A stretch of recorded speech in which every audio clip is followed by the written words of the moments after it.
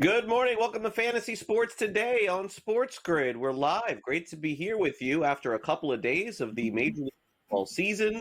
Fantasy season is underway. There's a lot of overreaction, underreaction after just one or two games from your favorite fantasy baseball player.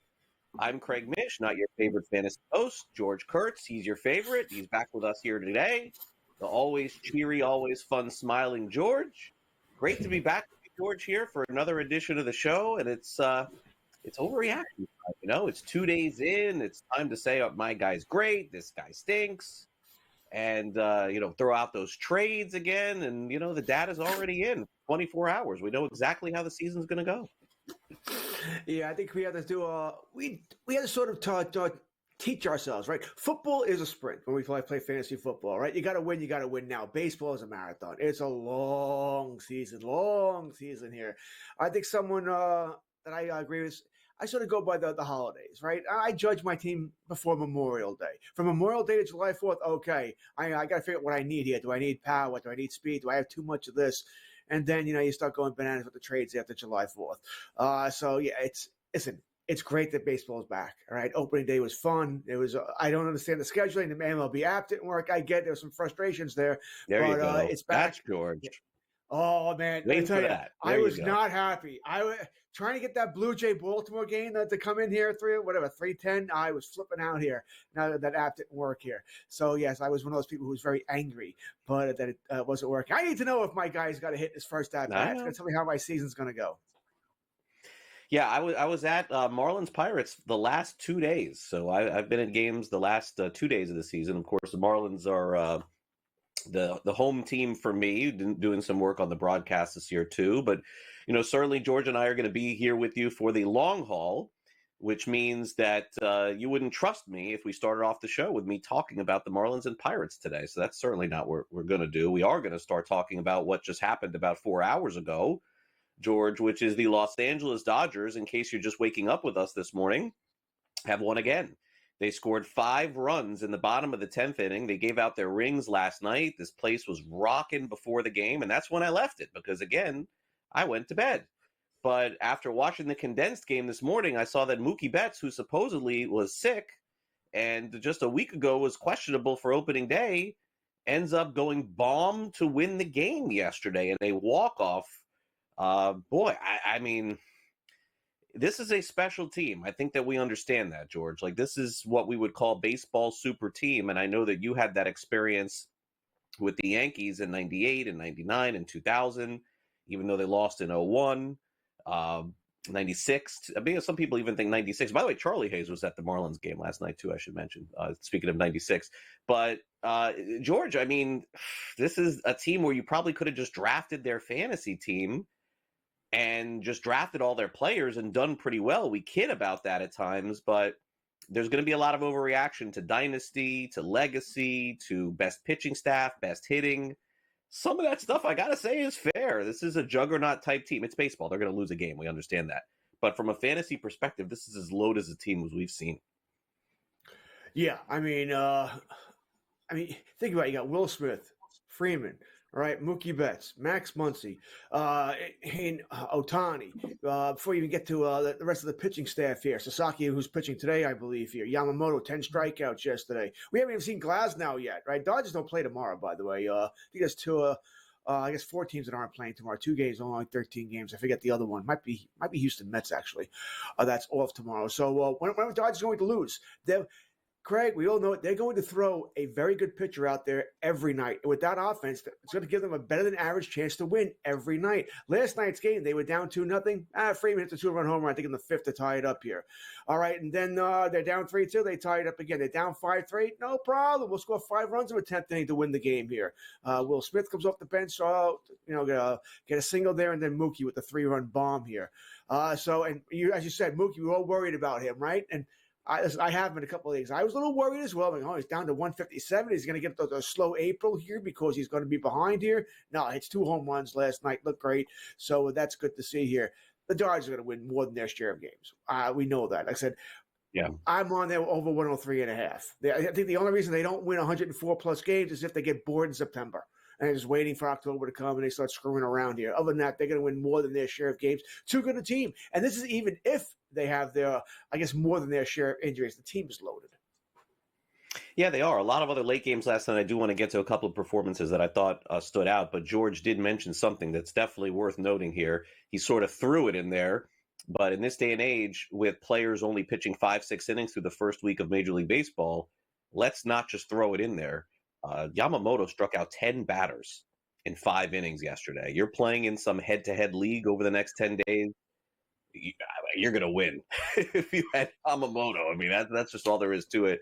That was the pitching performance thus far of the season. All right, let's get back to some of our headlines. Juan Soto also hit his first home run of the season last night, so he is on the board with a homer. Tyler O'Neill on opening day, by the way, hit another home run. I honestly did not know that he had hit home runs 5 opening days in a row going into it, and he did it again. Tanner Bibby was scratched from opening day. I think he's starting tomorrow, guys, right? Okay, so he is okay. And then what's really funny here, George, is that you and I have been working together for, I believe, like almost 20 years on and off with doing different shows here and on Sirius XM. And so you and I have played against each other in fantasy leagues. So to see my son draft a fantasy team this year was a first. And when he did, he's 12 years old. And when he did, I was like, obviously you're going to like come to me, right? No, I'm doing this all myself. I don't want to do anything at all. I'm like, okay, well, if there's one thing I just want you to do, I'm going to just give you one piece of advice at the end of the draft. I want you to take this kid on Houston. This is weeks ago, Cam Smith. I want you to just take this one player because, every once in a while there's a player that kind of comes out of nowhere as a rookie. He was just drafted last year. Now, George, I don't know what he's going to do, but that was one of the best congratulations to the big leagues videos that I've seen ever. With they flew his parents in and let them in the clubhouse before the game to tell him that he had made it. He was crying and everything else. I don't know how good he is going to be, but that's the kind of story, George, from a few weeks ago that if you're on top of it in fantasy, Cam Smith had no business making the team at spring training. None. Zero. But he forced his way onto the team, and then all of a sudden, waiver wire hits, George. You know how it works in some of these shallow leagues when you're 12 years old, right? It's like, this guy's available. Everyone's running to get him. So that was my one proud moment to start the season. I don't know how good he's going to be, but that was it. First, the fact that your son's drafting a team, that's fantastic. Just fantastic. For people in our business here, I have 2 daughters and neither one cares about sports. So I'm not going to experience that at all here as I live the most ironic life ever. Even my wife doesn't care about sports either. So it's just me here. So I really do think that's fantastic. It's a great story. And yes, Cam Smith, and I think we're going to keep seeing this, Craig, as we're going to keep seeing teams try to sort of outdo each other when they announce this guy's going to make the team. And so I think won't be the last time we see something like this. But yeah, I saw the video. It was great. Most of them are great, when they do something like that. Although I do want the players are going to start to figure things out more and more here when they get called into the office that they're not going down. They are making the team. But a great scene here. We'll see what the Astros do here as they split the first 2 games of the series. You mentioned Juan Soto finally gets his first home run, which is, and once again, you went to an overreaction. Some Met fans were all ticked off that he struck out to end game 1 here with the base runners on first and third to tie the game up here. So I guess Met fans can relax. Soto's going to be worth the $314,000 plus he's being paid per game, and that's not a joke. No, it is not. One thing that I want to mention in reality, for those of you who are going to freak out in fantasy, as somebody who's covered Major League Baseball for at least 30 years, generally every single manager, folks, who is managing in the big leagues subscribes to the same theory, which is over the first weekend in Major League Baseball, all 26 players on the roster play to get everybody in at least once. So when your guys are benched this weekend, don't freak out. They'll all be back next week. They all do it. We'll be right back.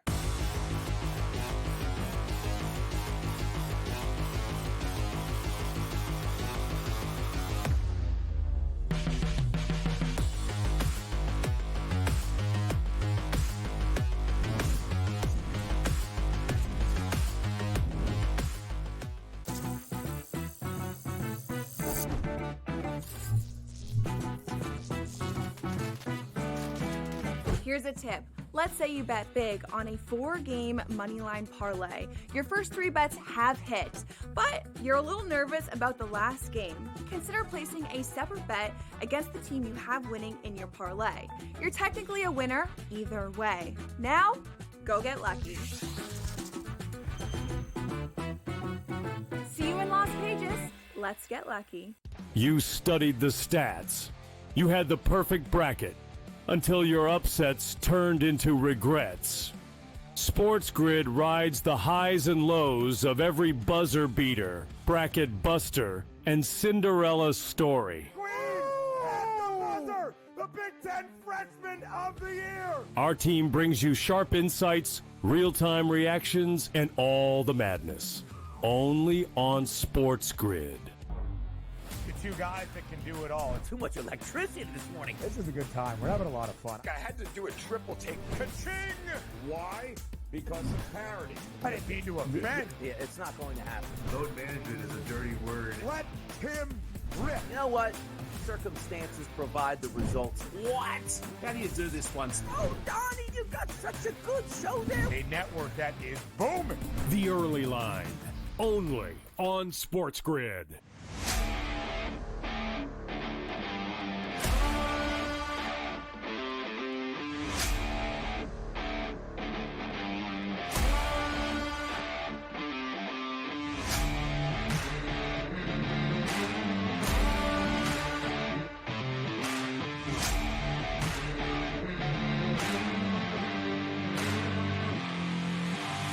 It's smarter to be on.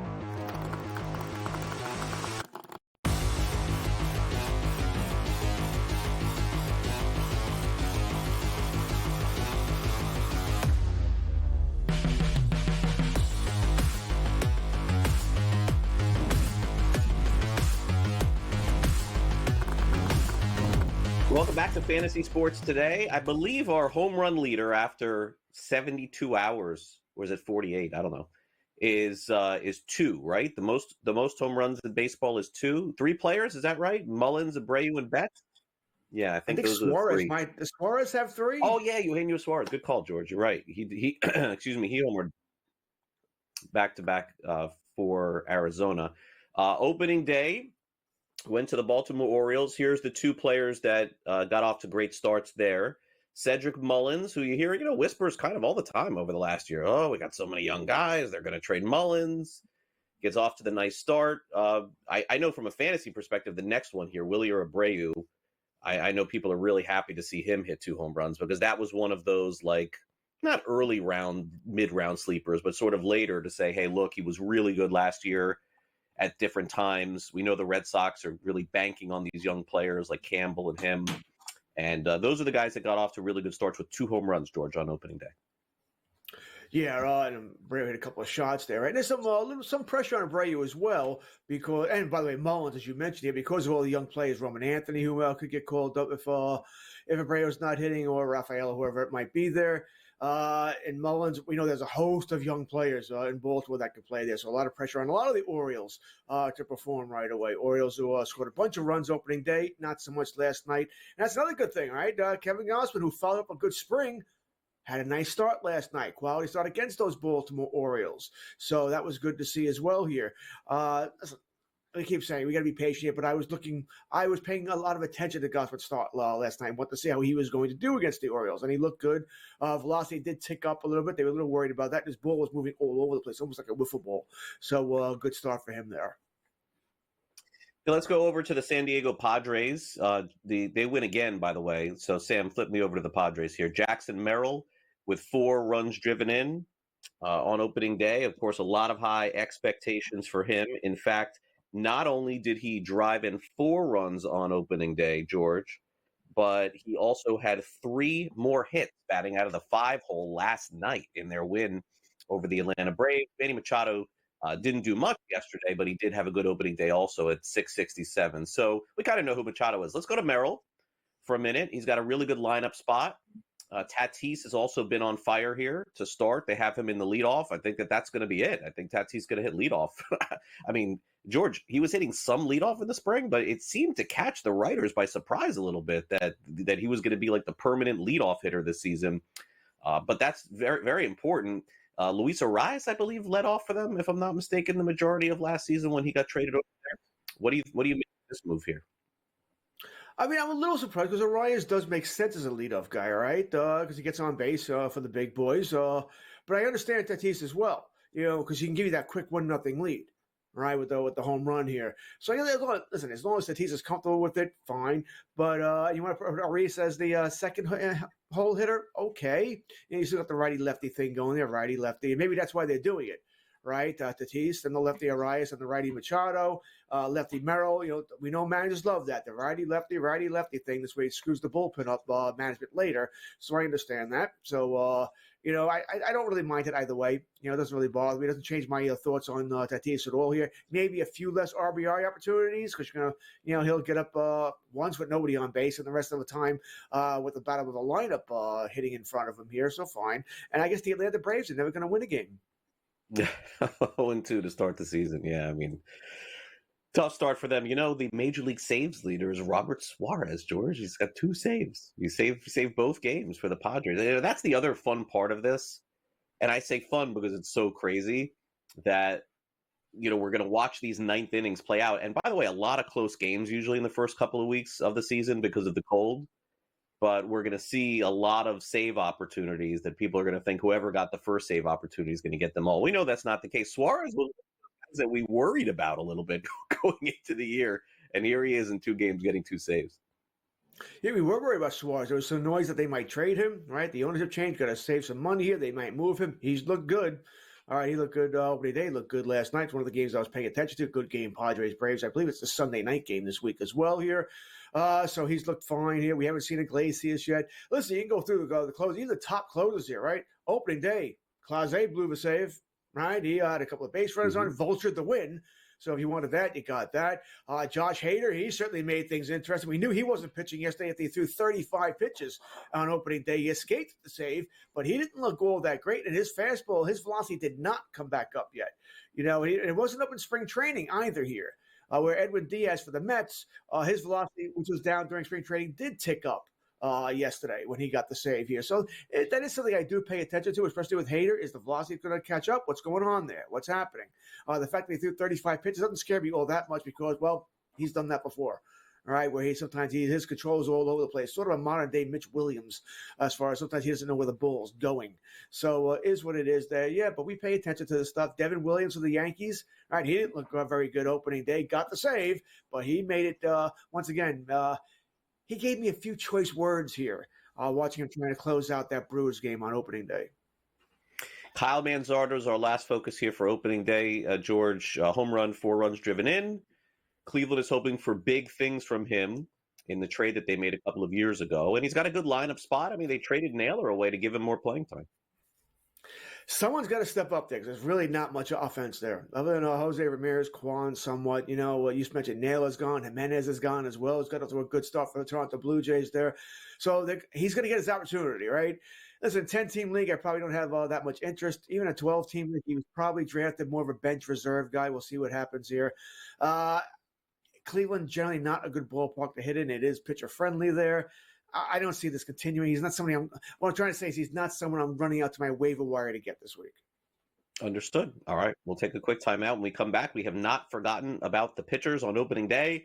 And even last night, I mean, folks, that's the data we're dealing with at this point. We've got 2 games in the books. By next week, we'll have a lot more to go over and recap the week. But it is the first weekend of fantasy baseball. It's the first weekend of baseball in general. So make sure you download the SportsGrid app to see the very latest on the odds for all the games today. And, of course, coming up tonight, it is college basketball, bracket central, all of our scheduling, and, of course, streaming live exclusively on the SportsGrid app here on SportsGrid. We'll be back with more fantasy sports today, hitting on the pitchers next.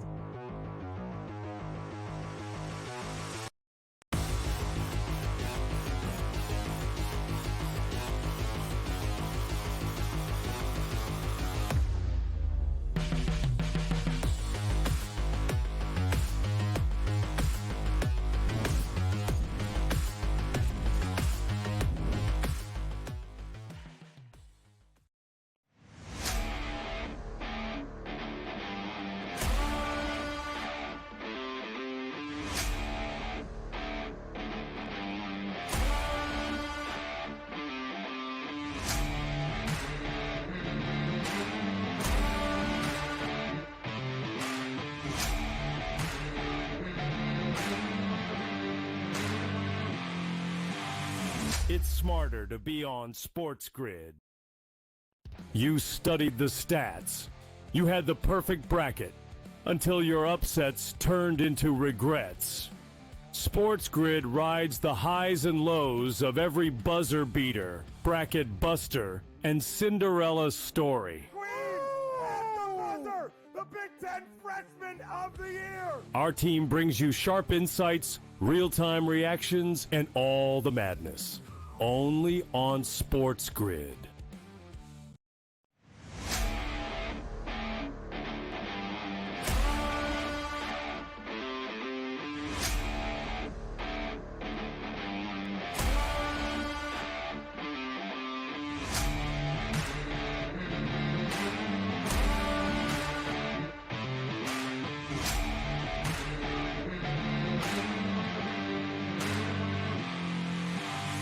It's smarter to be on SportsGrid. You're betting on a guy that's got one Sweet 16 berth in his career. How many years has he been a D1 head coach? What, 15? 18. This clown is walking into that tradition. Let me tell you something, bro. You just stepped into the hot seat, because if you don't turn it around quick at Villanova, they're going to boo you out of there just like they booed you out of College Park tonight. Only on SportsGrid.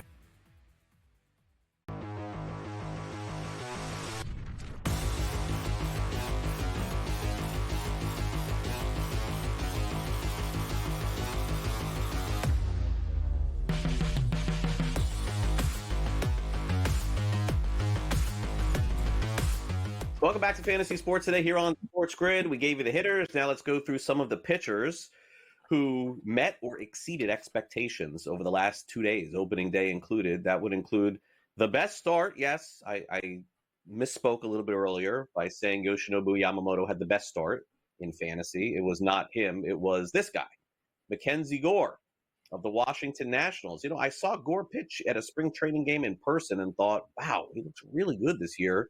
Didn't think it would be this good. 6 innings pitched, 13 strikeouts. George, I mean, not that long ago, he was considered a top 3 prospect in all of baseball.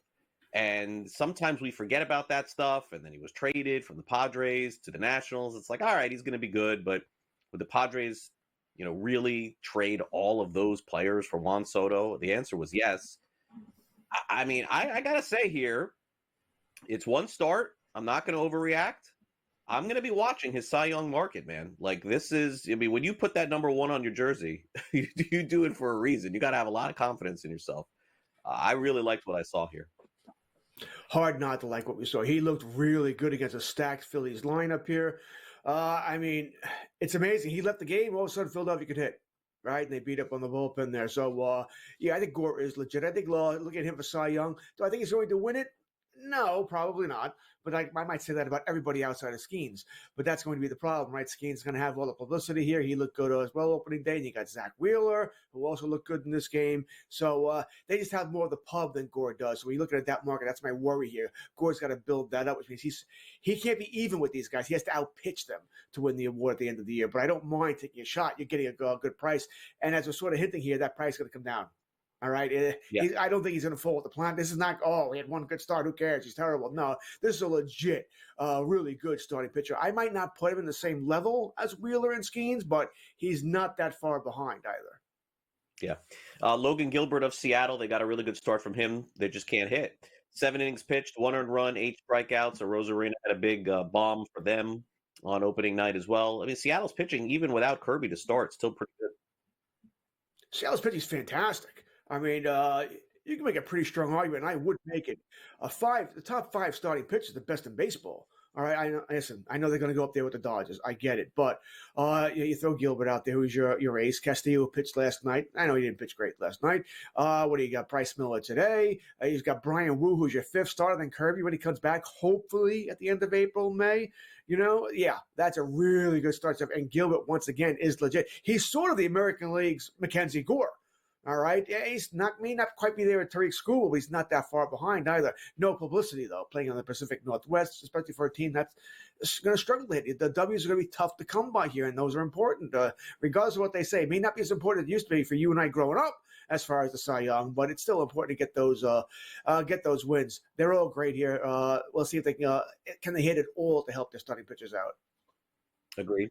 Hunter Green from the Cincinnati Reds, 5 innings pitched, 2 earned runs, 8 strikeouts, 1 walk. That's the key, George. Less walks, better results. It is. All right, then. He's a guy, another sort of like Gore, right, was once a top prospect here. Sort of realizing it now. The difference between him and Gore, though, is he pitches in a bandbox. So his numbers going to be, his ratio is going to be a little tougher. There's something he's going to be putting free passes, right? Putting people on base for free here. But Gore pitches in a better pitcher's ballpark there. I like Green. I like the stuff he has there. Cincinnati Reds need him to be an ace. They need him to be that guy if they want to contend this season. So I liked what I saw on opening day. I liked it even more that I have Ramos in a couple of leagues and he gave up a home run to Ramos. Better all around for me. Texas had Nathan Eovaldi pitch opening day. He struck out 9 in 6 innings. There was a little concern with him in the spring. Proves to not be the case. We should also mention a great pitching performance last night from the A's Jeffrey Springs, George. This is a guy I liked a lot with Tampa Bay until he got hurt. And you know what happens when you get hurt in Tampa Bay. They spit you out and say, bye-bye, you're gone. Springs could be good for the A's. Like this is, I think this is one of the top pickups in a shallow league this week. I saw him pitch when he was so strong with Tampa Bay 2 years ago. I'm not giving up on him. My only worry with Springs is that that ballpark is going to kill pitchers. All right, once they play at home in Sacramento, this is not Oakland. That ball's going to fly out of there. You're going to see it on the betting market where the overs are going to be 12.5. Because you look at the minor league numbers there, the ball jumps out of that ballpark. The air is heavy. It's going to carry the baseball there. So we're going to have to see that. I don't know why your mind said football there. So I would be a little careful. Another performance from last night that I don't want to ignore here real quick. Jack Leiter looked real good for those Texas Rangers and the Boston Red Sox. Is he finally realizing his potential? Could be too. Another guy, if he could stop walking, guys, would be fantastic. All right, coming up next, the overreaction to players who did nothing.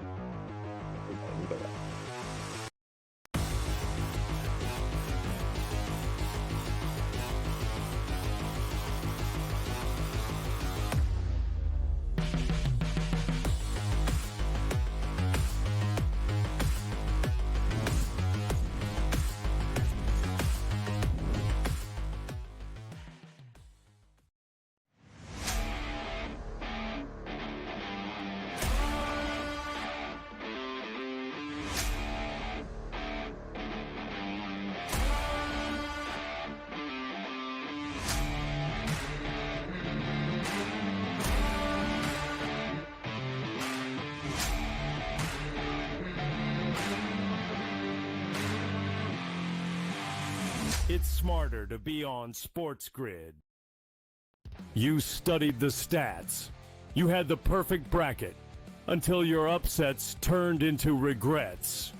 SportsGrid rides the highs and lows of every buzzer beater, bracket buster, and Cinderella story.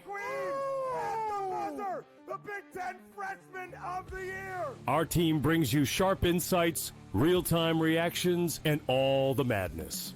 Only on SportsGrid.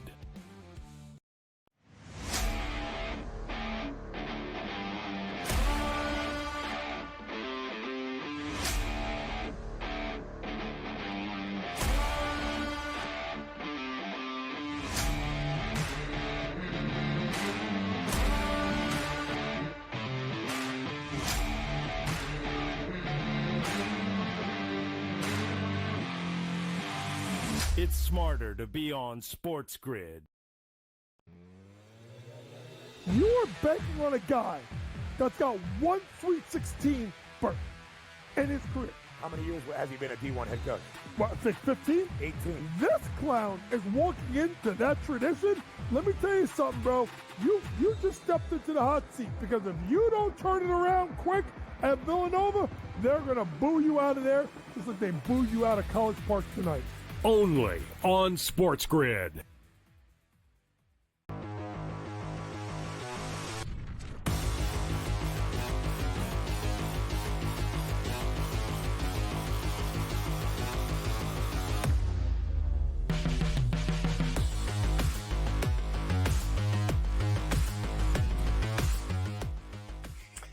Welcome back to Fantasy Sports Today here on SportsGrid. Oh no, my third round pick went 0 for 5 with 5 strikeouts, right? We get worried about that sort of stuff.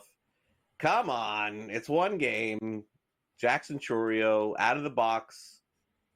Not the best start, to say the least. We understand that. It's look, I get it. We only have one game, and everyone freaks out about this stuff. But he'll be fine. But that's not the debut you want, George. That says 5 Ks. Is that even right? Doesn't seem right. Yeah, he had the golden sombrero +1 there against the Yankees. I mean, Yeah, what I is think that even called? The Cinco sombrero? Diamond sombrero. Don't really like the platinum sombrero. I don't like them. Sound as good. It doesn't sound as good here. Oh, it is. It is. That's the golden sombrero. But whatever. Listen. If you want me to be negative for you, all right. He did it against Carlos Rodon, lefty. Who he should that is my job, right? I'm gonna bells, whistles, all the alarms here. He did it against Rodon, a lefty, so he should have seen the ball better here. He should be striking out all those times against that guy, that sort of thing. The positive is we have to remember he got to a slow start last year too. He was dropped in leagues last year before he really turned it on the second half of the season here. So you got to be patient with everybody. I shouldn't need to say that, but you do. All right, but I don't have any shares. I don't generally take guys with great rookies. I mean, Merrill I would have. I was high on Merrill, but other guys, I keep saying it over and over again. I like to take guys who I can look at the back of their baseball card and I know what they're going to do year in, year out, just how I like it. So I am very cautious with taking guys who I call them, it's not fair, but I call them 1 year wonders. This is what he is, a 1 year wonder. You got to do it again for me before I will draft you where everybody else wants me to draft you here. So he's going to be fine. I truly believe that. I'm not worried. Just one bad game. Yeah, would agree. Brandon Marsh also opening day. I mean, you got to keep a closer eye on him, I'm supposing, because they're always trying to platoon this guy. He had 4 strikeouts. George, I mean, Johan Rojas plays a little bit for them. They don't have a ton of options, so my guess is he still plays, but he does. The more he plays, the more I see him as a big moment platooner. I don't know. I kind of agree. I think that's what his role should be. Once again, he's about, unlike, Chourio, who could be your outfielder too, maybe even 1 for some people. So he's got to play. Marsh is probably more your 4-ish guy. You might have other guys on your roster who you don't mind plugging in for him. He might be a guy you might want to look at the pitching matchup starting the week. If you're in a weekly lineup league, he's facing 3 top starters. Maybe I'm going to put him on my bench, put the other guy in. You might be a lesser player, but you might be better off going that direction here. It also might be a guy where if they're playing at home, a heavy home week, okay, he's in the lineup because that's a bandbox. On the road, tougher stadiums, maybe you put him out. Rafael Devers has played a couple of games. He's the new DH. Remember, we said this wasn't going to happen, right? I mean, I really want to hear about that conversation. How this? Okay, we'll do that later. 7 strikeouts for him thus far. Nothing to worry about. But I will say this. Cliff Floyd, my buddy for a long time, told me that one of the toughest things that he ever had to do was toward the end of his career was just DH. He said that, look, for Harold Baines and for Edgar Martinez and for David Ortiz, that was great for them, but it's not for everyone. It could be for Devers, by the way. Let's not get it twisted. It could be. But we have to explore the possibility that 1 out of every 6-7 guys, they need to be in the field to hit too. I don't know that this is the guy here, but we have to watch it. Yeah, we've heard that before, right? That guys, and they don't want to DH. They feel they're not part of the game, not in the game. If they're a designated hitter, so they want to be out in the field here. I mean, the Red Sox did the right thing. All right, Devers is not a very good fielder. All right, he's just not. Bregman is a much better fielder. Allows you to put Campbell at second base. It's a better team with Devers at DH, assuming he can handle it. It's a very short sample size, but yeah, it raises some eyebrows that you struck out 7 of 8 at bats. Let's also remember he's coming back from a shoulder injury. Maybe he's not quite healed from that. Remember, he started spring training late. All right, so I wonder if that's still bothering him as well here. So there are some red flags here. I mean, what are you going to do? You're starting Devers. One key thing that I've found interesting, Craig, Cora was asked yesterday, what's going to happen when Bregman needs a day off? Devers going to play third? No.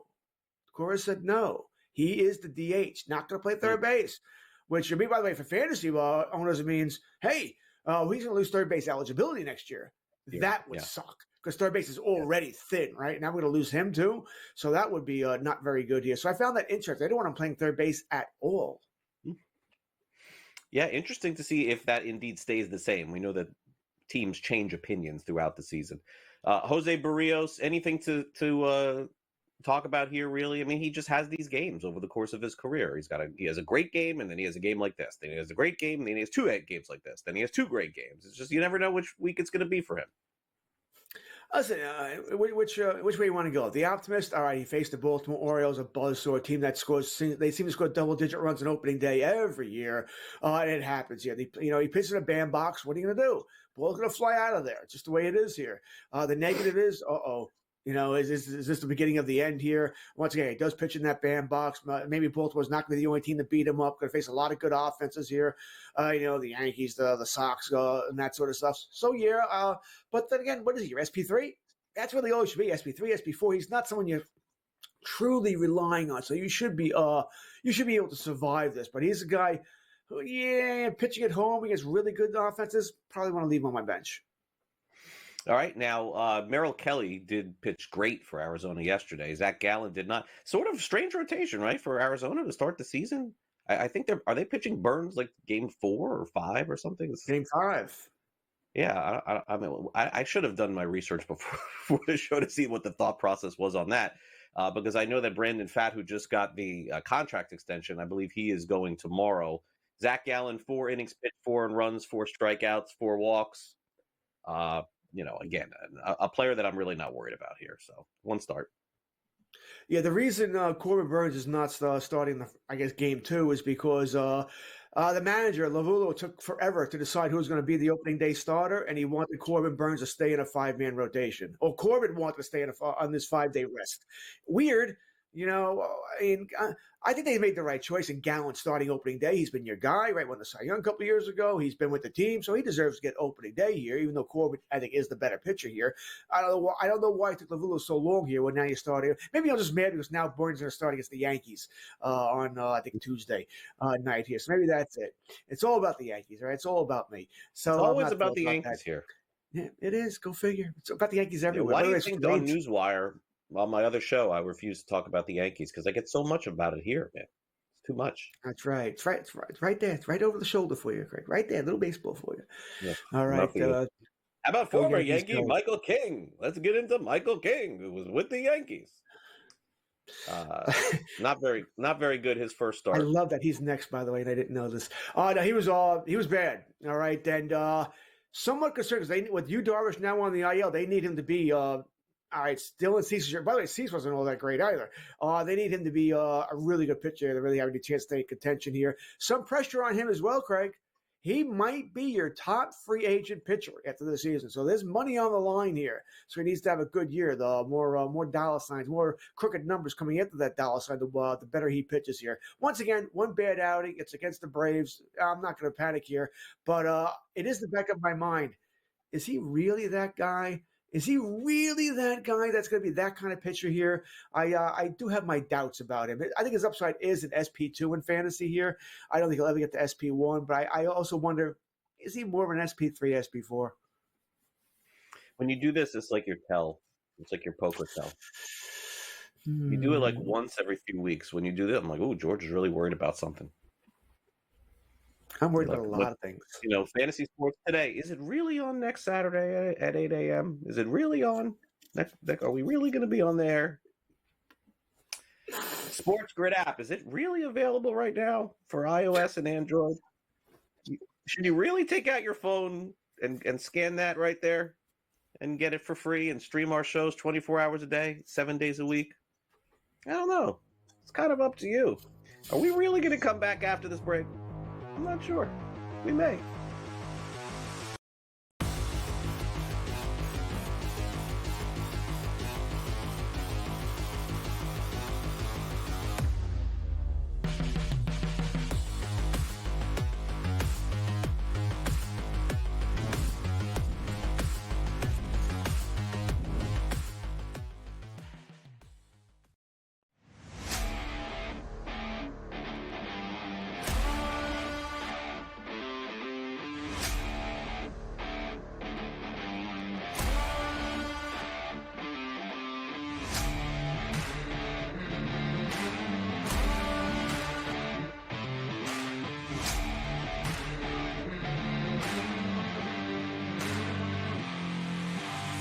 It's smarter to be on SportsGrid. You studied the stats. You had the perfect bracket until your upsets turned into regrets. SportsGrid rides the highs and lows of every buzzer beater, bracket buster, and Cinderella story. The Big Ten Freshman of the Year! Our team brings you sharp insights, real-time reactions, and all the madness. Only on SportsGrid.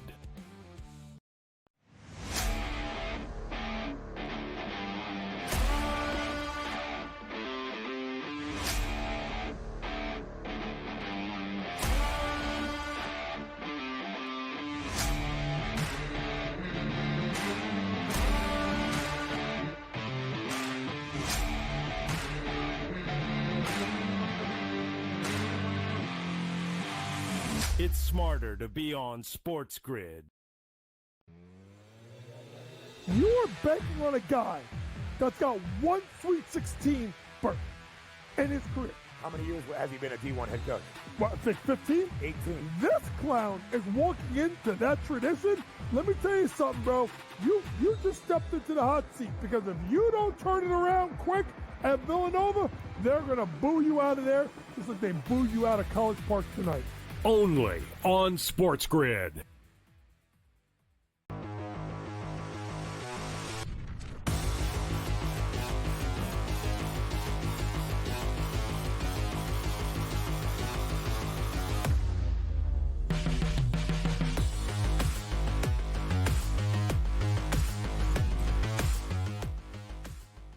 All right, welcome back to Fantasy Sports today here on SportsGrid. First week of the fantasy baseball season, not even close to being in the books. We've got a full slate of games coming next week. We're just 2 days into this thing.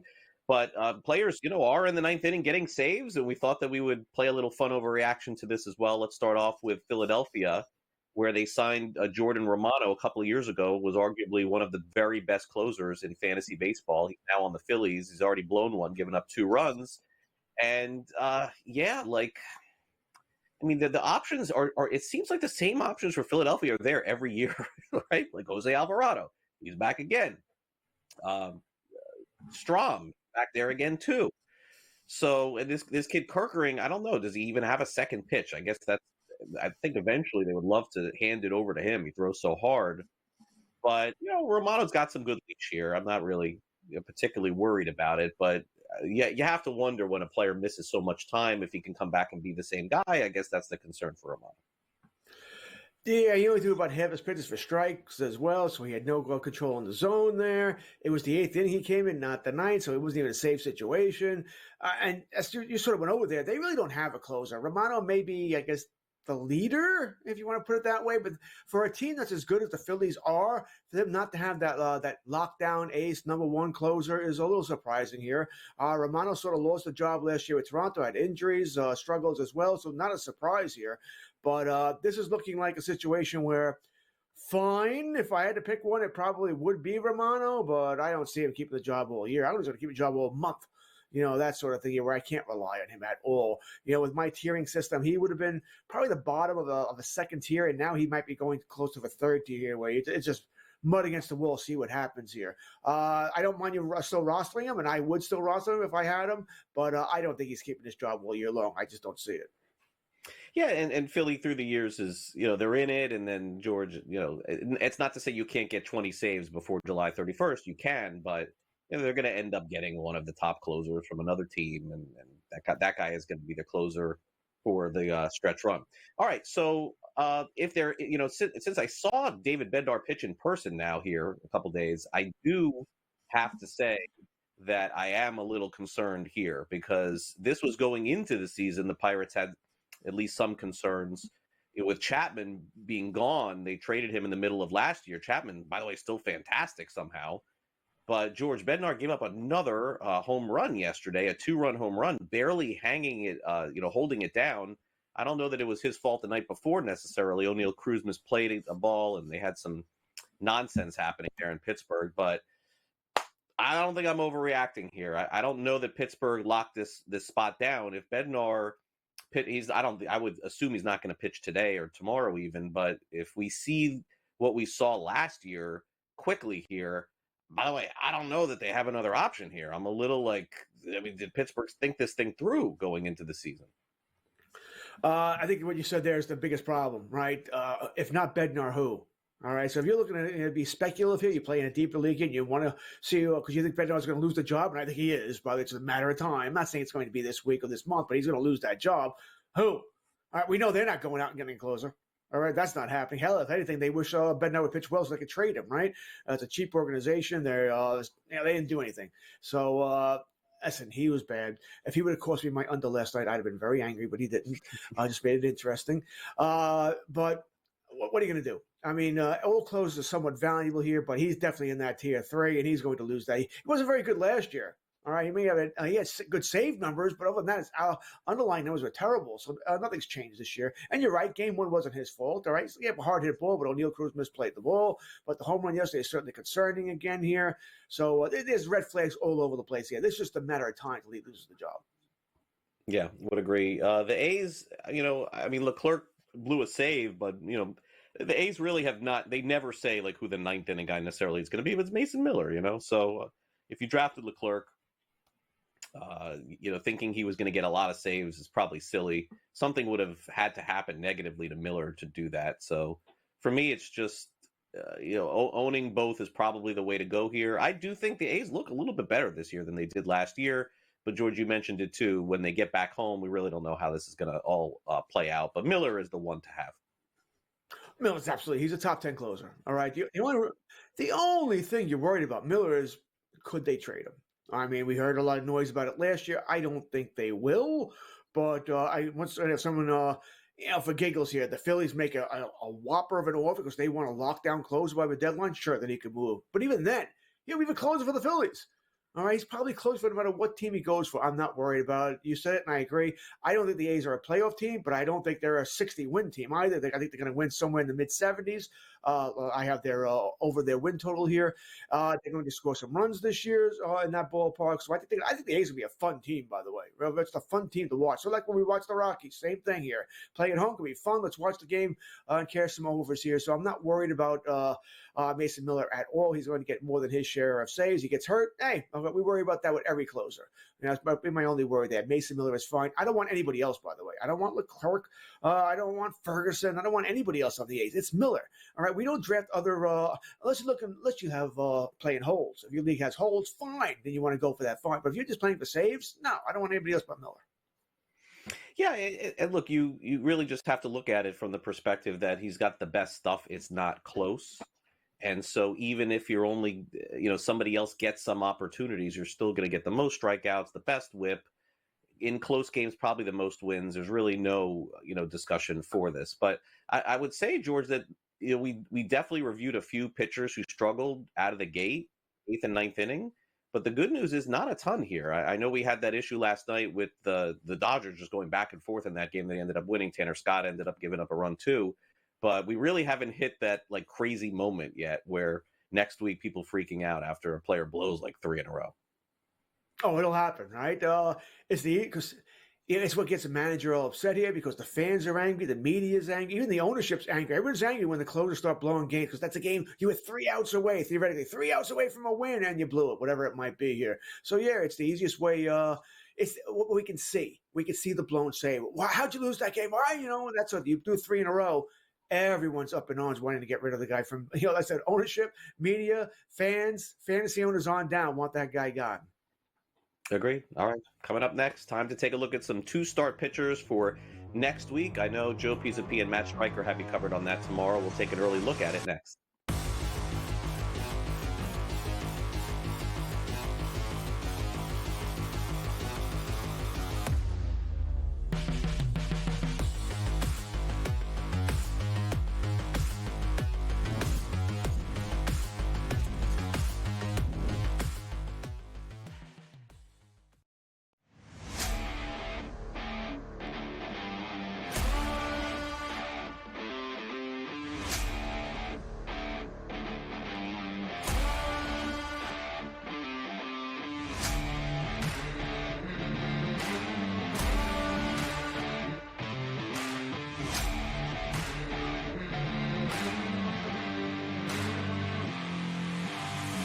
It's smarter to be on SportsGrid.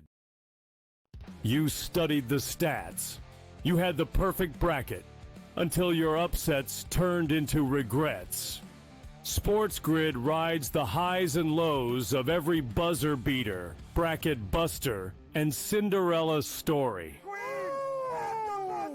The Big Ten Freshman of the Year! Our team brings you sharp insights, real-time reactions, and all the madness. Only on SportsGrid.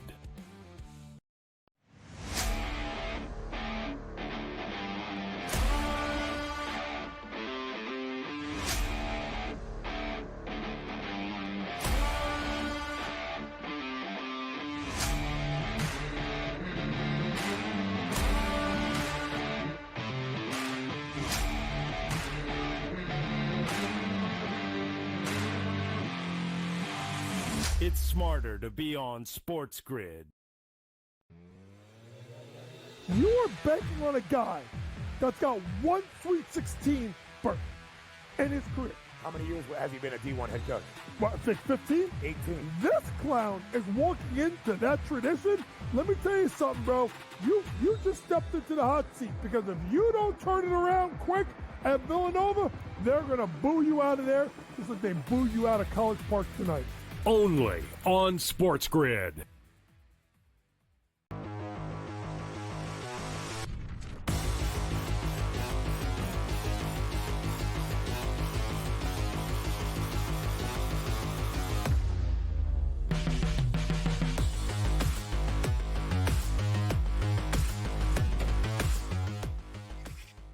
All right, welcome back to Fantasy Sports today. Wow, this hour really flew by. We are going to do some two-start pitchers here for next week, talk about some of the options, and George and I will dive in. Casey Mize for Detroit may not be doable, but he certainly does have some juicy matchups next week. On Monday, George, he faces Seattle, and then on Sunday, he faces the Chicago White Sox. I'm going to guess in these head-to-head leagues, he'll be a very popular pickup this week. That could say Sam Yarnell or Craig Mish, and I would pick that player up, okay? Against Seattle and the White Sox, yeah. All right, you go in that direction. Listen, Casey Mize wants another top prospect here. We'll see what he can do here. I have some hope, right? And listen, they tell you he has a new arm slot, new delivery here. The ball's moving, the ball angle of how it's coming out of his arm. It's different here. He's getting a better plane. It's moving more, whatever. But I want to see what he can do. Plus, once again, Detroit, that's a pitcher's ballpark there. But, how are you not? Like I said, I'm not kidding there. Any pitcher with a two-start week you're looking at anyway, you're facing the Seattle Mariners and the White Sox, you're not going to get better than that. You're just not. You're starting Casey Mize next week. We're going to roll the dice here. All right, David Peterson of the Mets makes his debut Monday against Miami. We haven't seen them face a lefty yet. They will today, so that'll give you a better idea what their lineup will look like against the Mets. Obviously that's a good matchup for him. Now Sunday he'll face Toronto, but the next two pitchers we're going to talk about, George, I guess the difference is maybe more so our next guy, but is Peterson ever going to pitch more than 6 innings in a major league game? I don't know that you can count on that. And Mets bullpen's obviously good. I'm not saying it's not. And one of those two matchups looks good on paper, but I don't know that I'm running to pick this guy up. I would agree. Like I said, the Miami matchup is good. Toronto matchup bad. It's really what it comes down to. Although they're playing that Toronto matchup is at Citi Field, not Toronto. If it was in Toronto, I probably wouldn't go this direction. But in Citi Field, I probably will. Once again, what I want to who I'm dropping would come into effect here. Do I have somebody on my roster that I can drop? I'm not dropping somebody that I think I could use at some point. I'm not doing that. Not in week 2.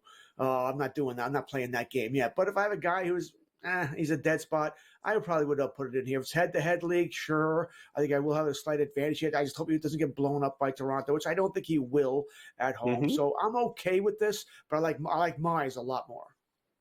The Tampa Bay Rays have a revamped bullpen with some incredible arms there again, so they're going to need them, and you will need them if you pick up and use Drew Rasmussen, who George will not throw more than 5 innings in the game, whatever game he faces this week. That's not going to be. You know that from the Rays. They face Pittsburgh on Monday. Pittsburgh will have played 4 games in a row. This is probably a really good matchup, George. Think about this. Pittsburgh will have played 4 straight games, Thursday, Friday, Saturday, Sunday, and then have to bus up to Tampa, right? So I actually really do like this matchup maybe for Tampa Bay on Monday, but then he's got to face off with Texas. So no for me. This is Peterson again. It's the same thing. Just that he gets Texas on the road rather than Toronto at home for Peterson, right? You get one good matchup against Pittsburgh, and then you get the rough matchup against Texas. So I would probably rather have Peterson because of what you already said. I don't think he's going to go deep into the game. He's still going to work his way back from Tommy John, so they're going to baby him. Not going to run 80 pitches, 5+ innings if you're lucky here. And if he gets banged around at all, he's going out before that. So no, I don't. There's no upside here for me. So no, I'd rather have Peterson as we rank these guys, or as we put them up on the board. We didn't rank them, but I would have them in that order: Mize, Peterson, Rasmussen. What is your first game attendance in person this season? Do you have tickets for anything yet? I do. I'll be at the. I don't remember the exact date, but I think in 2 weeks when I'm down in Florida. The Yankees are in. Yankees are in. Oh, you're gonna get to go there. It's just working out that way.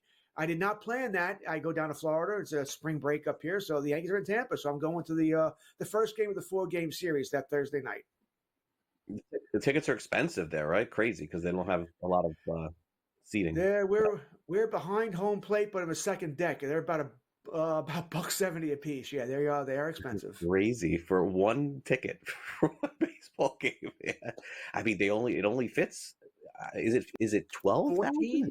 I think it's 14, but it might be 12. Wow, that is crazy. Yeah, it's gonna sold out. All right, we'll take a quick time out here on Fantasy Sports Today here on SportsGrid. We got the top of the hour coming. So make sure you download, once again, the SportsGrid app. It's available for both iOS and Android, streaming a whole lot better than opening day's MLB app, I guess. It's sort of a nightmare there. I saw that on my timeline constantly. Just how many people were struggling to watch. How could that even be on opening day? I don't know. But coming up next, we dive into some pitchers and some matchups for the coming week in hour 2. That's next.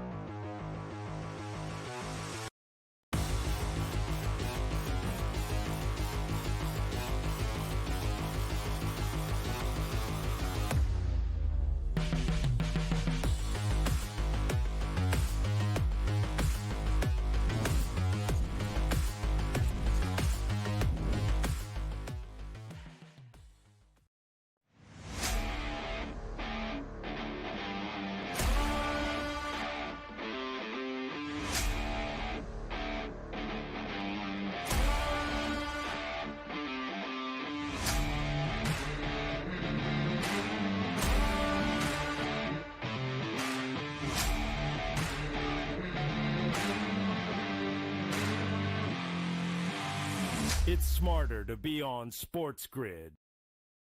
You studied the stats. You had the perfect bracket until your upsets turned into regrets.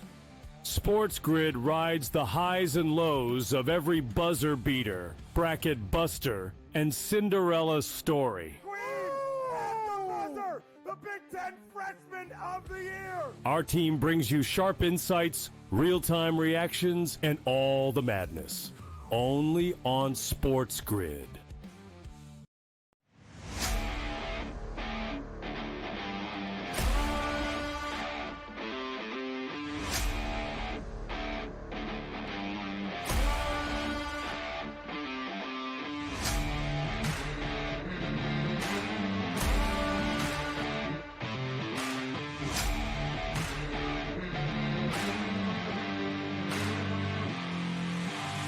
It's smarter to be on SportsGrid. You're betting on a guy that's got one Sweet 16 berth in his career. How many years has he been a D1 head coach? What, I think 15? 18. This clown is walking into that tradition. Let me tell you something, bro. You just stepped into the hot seat, because if you don't turn it around quick at Villanova, they're going to boo you out of there just like they booed you out of College Park tonight. Only on SportsGrid.